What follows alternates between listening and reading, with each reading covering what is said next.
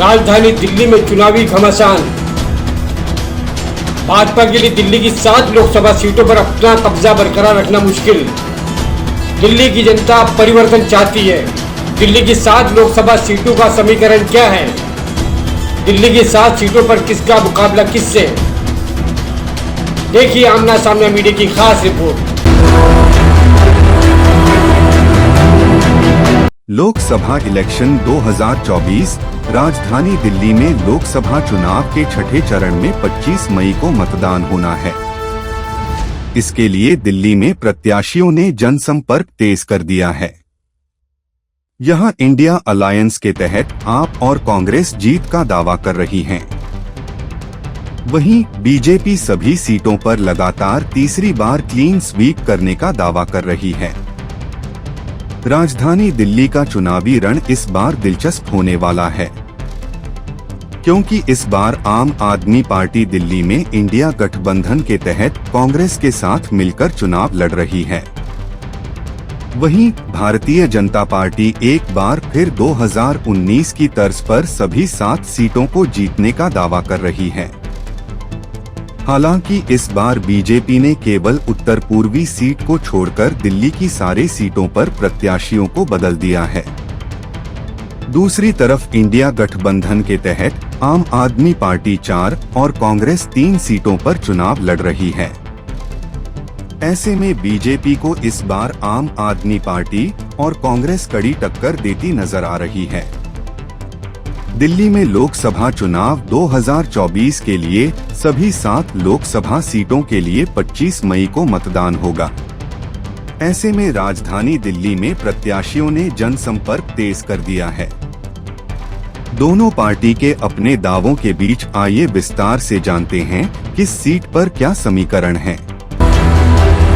उत्तर पूर्वी दिल्ली लोकसभा सीट दिल्ली की 7 लोकसभा सीटों में से नॉर्थ ईस्ट संसदीय सीट सबसे हॉट बनी हुई है। इस सीट पर हर किसी की नजर है। उत्तर पूर्वी सीट पर बीजेपी के मनोज तिवारी के सामने कांग्रेस के कन्हैया कुमार हैं। मनोज तिवारी भोजपुरी सिनेमा के गायक और सुपरस्टार हैं, लेकिन अब वो राजनीति में भी अपनी पकड़ बना चुके हैं। यही वजह है कि बीजेपी ने तीसरी बार उन्हें चुनावी रण में उतारा है। वहीं कन्हैया कुमार ने छात्र राजनीति से शुरुआत की और अब राहुल गांधी उन पर काफी भरोसा जता रहे हैं। इस सीट में अधिकतर मतदाता ऐसे हैं जो पूर्वांचल के हैं। बीजेपी और कांग्रेस ने बिहार के नेताओं को टिकट दिया है। दोनों नेता भले ही बिहार से हैं, लेकिन इनकी राजनीति दिल्ली में ही शुरू हुई है। इससे यह मुकाबला और भी रोचक हो गया है। उत्तर पूर्वी सीट के अंतर्गत 10 विधानसभा सीट आती हैं। इनमें से अधिकतर विधानसभा आपके कब्जे में हैं। यह दिल्ली के सबसे घनी आबादी वाले क्षेत्रों में से एक है। इस लोकसभा सीट में मुस्लिम मतदाताओं की संख्या अच्छी खासी है। साथ ही उत्तराखंड और पूर्वांचल के लोग भी बड़ी तादाद में रहते हैं। पिछले लोकसभा चुनाव में भाजपा प्रत्याशी मनोज तिवारी के खिलाफ दिल्ली की 3 बार मुख्यमंत्री रही शीला दीक्षित कांग्रेस से प्रत्याशी थी, लेकिन वह हार गई थी। नई दिल्ली की लोकसभा सीट राजधानी वीवीआईपी सीटों में से एक है, क्योंकि देश की राष्ट्रपति से लेकर प्रधानमंत्री तक सब यहीं रहते हैं। इस बार इस सीट पर बीजेपी की बांसुरी स्वराज और आपके सोमनाथ भारती के बीच टक्कर। भाजपा ने इस बार इस सीट से मीनाक्षी लेखी का टिकट काटकर बांसुरी स्वराज को प्रत्याशी बनाया।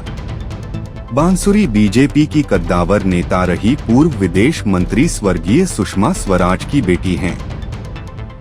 वहीं इंडिया गठबंधन के तहत इस सीट आम आदमी पार्टी ने सोमनाथ भारती पर दांव लगाया है। इस सीट से दोनों प्रत्याशी पेशे से वकील हैं। दोनों दलों के समक्ष मत प्रतिशत बढ़ाना चुनौती होगी।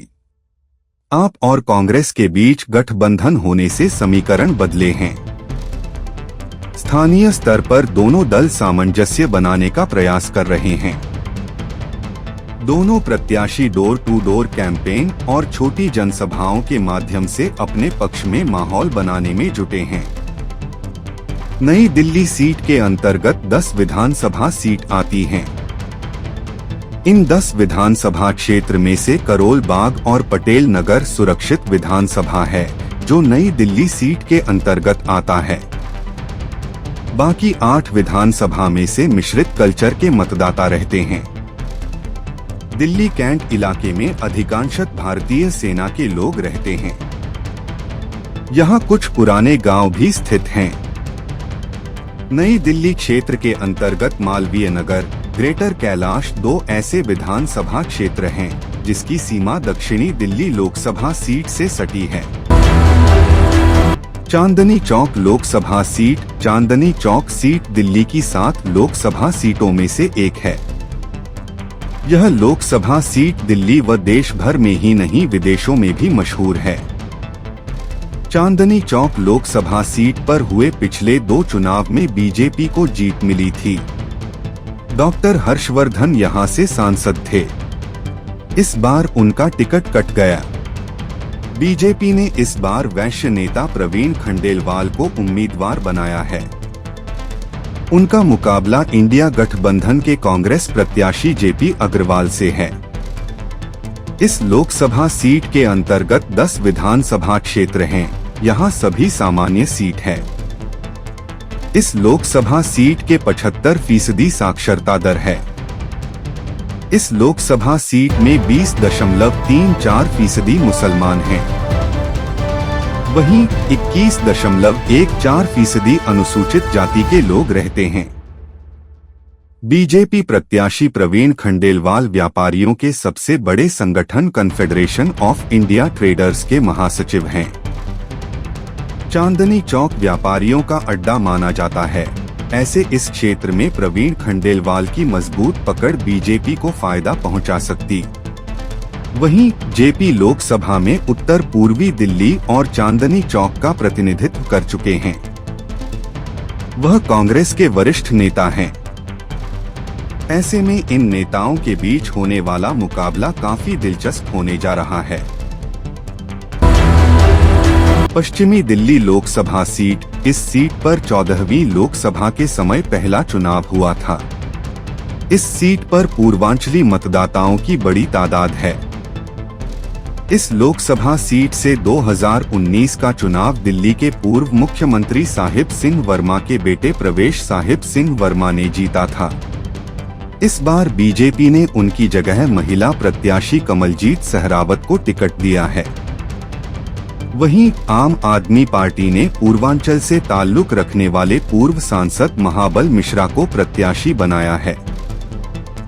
बीजेपी पश्चिमी दिल्ली लोकसभा सीट पर पिछले 2 बार से चुनाव जीतती आ रही है।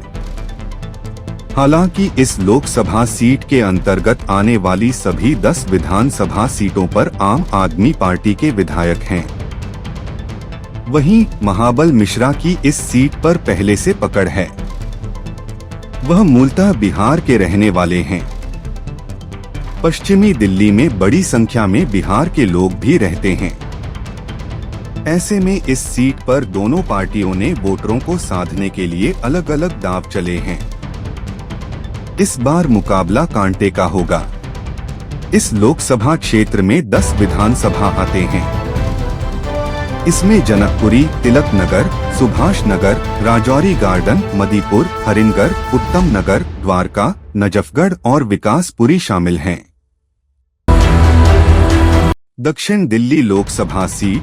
इस लोकसभा चुनाव में बीजेपी ने रामवीर सिंह बिधूड़ी को चुनावी मैदान में उतारा है। वहीं इंडिया गठबंधन की तरफ से यह सीट आम आदमी पार्टी की झोली में है। आपने सहीराम पहलवान को प्रत्याशी बनाया है। दक्षिण दिल्ली सीट गुर्जर बहुल सीट मानी जाती है। यही वजह है कि दोनों ही पार्टियों ने इस सीट पर गुर्जर प्रत्याशी उतारे हैं। 2019 के लोकसभा चुनाव में बीजेपी के रमेश बिधूड़ी ने यहां से जीत हासिल की थी। हालांकि 2024 के चुनाव में उनका टिकट कट गया है। दक्षिणी दिल्ली लोकसभा सीट पर 1967 में पहला चुनाव हुआ था, जिसमें भारतीय जनसंघ को जीत मिली थी। यहाँ पर अब तक हुए 13 चुनावों में 4 बार कांग्रेस और 7 बार बीजेपी ने जीत दर्ज की है। यानी इस लोकसभा सीट पर बीजेपी का दबदबा रहा है।